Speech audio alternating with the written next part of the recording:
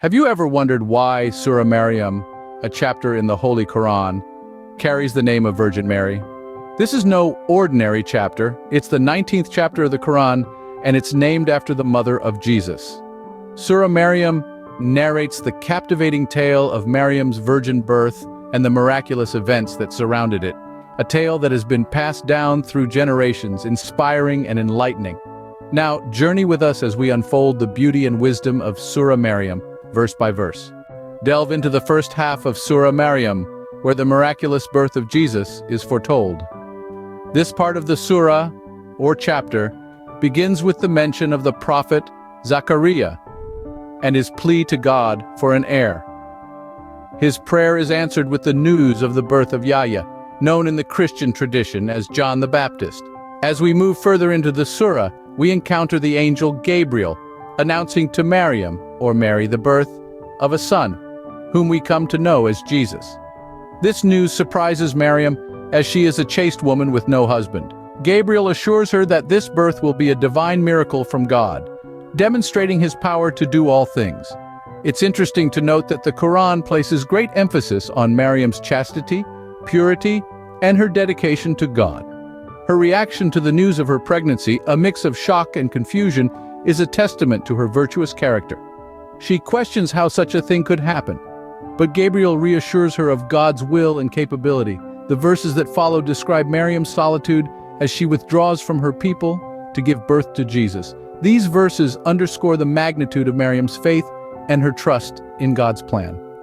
Despite the challenges she faces, her faith never wavers. Importantly, these verses firmly establish Jesus as a prophet of God, a critical aspect of Islamic belief. In Islam, Jesus is highly revered but not worshipped. He is seen as a messenger of God, much like the other prophets. As we unravel these verses, we see the surah's emphasis on faith, divine intervention, and the power of prayer. It underlines the significance of accepting God's will, even when it seems impossible to comprehend. So, as we reach the midpoint of Surah Maryam, we witness the divine intervention in Maryam's life. These verses remind us of the miracles that can occur when we place our trust in God, and they set the stage for the second half of the surah, where we'll delve deeper into the life and teachings of Jesus. Uncover the latter half of Surah Maryam, where the miracles of Jesus are revealed. As we delve deeper into Surah Maryam, we find ourselves immersed in the life of Jesus, or Isa, as he is known in Arabic. This part of the surah is a testament to the miracles performed by Jesus as viewed through the lens of Islam. Now, let's take a closer look at these verses and their profound significance. The surah begins this part with an account of Jesus speaking from the cradle, a miracle that is unique to Islamic scripture. This is a significant event, as it establishes Jesus' prophethood from an incredibly young age. It's a divine affirmation of Jesus' role as a messenger of God, setting the stage for the subsequent miracles that follow. Next, we find verses depicting Jesus' ability to heal the sick and revive the dead, showcasing his miraculous abilities.